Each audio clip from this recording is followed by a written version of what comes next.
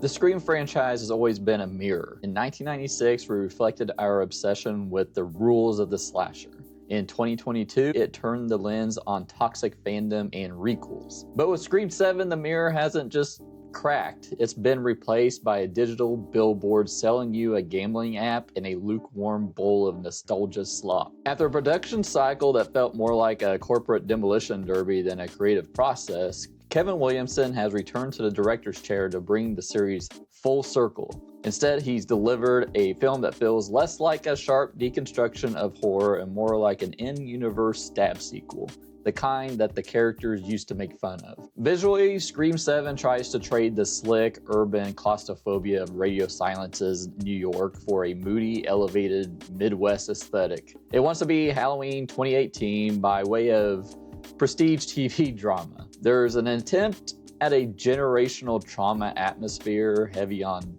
the shadows and slow burns, but the soul is missing. Between the well-documented behind-the-scenes exodus and a marketing campaign that leaned into the AI-generated imagery and literal deathbedding, the movie arrives with a cynical stench that no amount of Roger L. Jackson's velvet voice can mask. Is this the grand homecoming Sidney Prescott deserved, or is it a desperate $70 million salvage mission?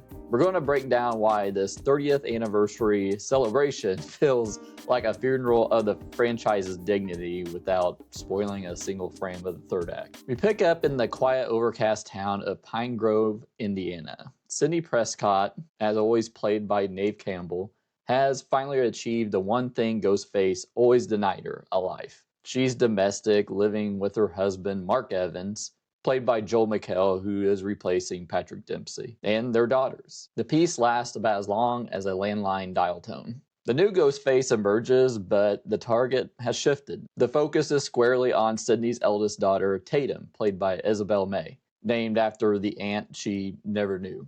The hook here is generational trauma, the idea that Sidney's silence regarding her past has left her children unprepared for the inevitable resurgence. Gail Weathers, played by Courtney Cox, of course, is back in the mix, alongside the Core 2 survivors, Chad and Mindy Meeks Martin, played by Mason Gooding and Jasmine Savoy Brown, who are dragged into this new Midwestern nightmare. The stakes are personal, the legacy is heavy, and the stage is set for a full circle reckoning. At least that's what the trailer wanted you to believe. Before we talk about what's on screen, we have to talk about the radioactive crater that left us with this specific version of Scream 7. If you've been living under a rock or perhaps inside a soundproof basement in Woodsboro, the production of this film was a public execution of artistic integrity. It started with the firing of Melissa Barrera over her social media post regarding the Israel-Gaza conflict, a move that effectively decapitated the Core 4 storyline fans had actually grown to love. Within 48 hours, Jenna Ortega, the industry's current it girl, walked away citing scheduling conflict. Then director Christopher Landon, the man who gave us Happy Death Day, bailed on what he called a dream job turned nightmare. Spyglass Media Group was left holding an empty mask and bleeding checkbook. Their solution? Throw 70 million nostalgia attacks at Neve Campbell to lure her back after lowballing her for Scream 6. They pivoted so hard back to the 90s, they almost hit a blockbuster video. Throw in a tone-deaf partnership with Meta AI and a death betting tracker on Kalshi that turned character survival into a literal pocket casino. And you have a movie that felt soulless before we even saw the first frame. This isn't just a movie, it's a corporate recovery project. Let's start with the one thing Kevin Williamson actually understands: the visceral. If you're here for the red stuff, Scream 7 delivers. The kills are mean, surgical, and carry a weight that was missing from the more action movie style of the previous two entries. I actually enjoyed some of the kills here. They were pretty unique and kind of funny in some ways. Visually, I felt like the cinematography felt a little too prestige TV for its own good, if that makes sense. It didn't feel like a film. The pacing is where the wheels really fall off. The film suffers from the worst tropes of the late 90s slasher boom. Characters don't walk, they teleport.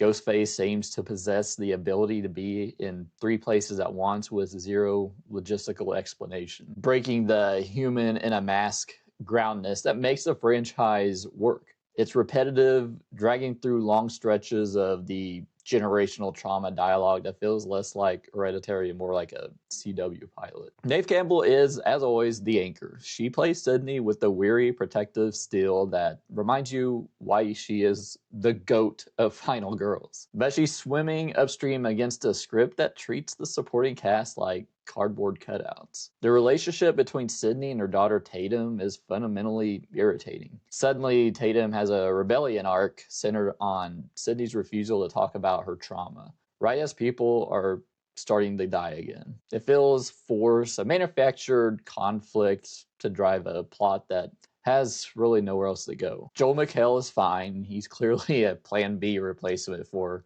the Kincaid character we actually wanted to see. As for the Meeks Martin twins, they're reduced to walking encyclopedias of horror tropes, existing only to explain the rules before the movie immediately ignores them. The most damning thing I can say is that this feels like an in-universe stab sequel. It's nostalgia slop in the purest form. There are like cheesy Marvel style cameos and returns that feel designed for a YouTube reaction thumbnail rather than a coherent story.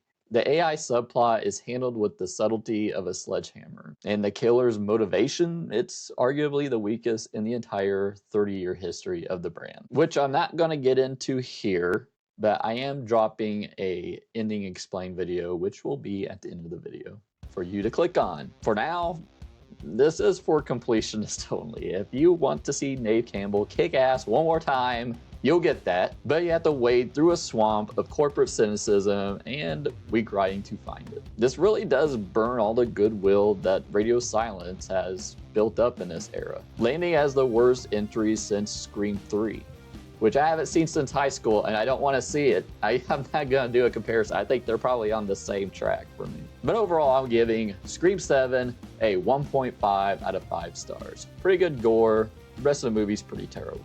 I think it's time to hang up the robe. Ghostface isn't scary anymore. He's just a brand manager. But make sure to check out my ending explained by my head now, and the other video by my head is something YouTube thinks you'll like.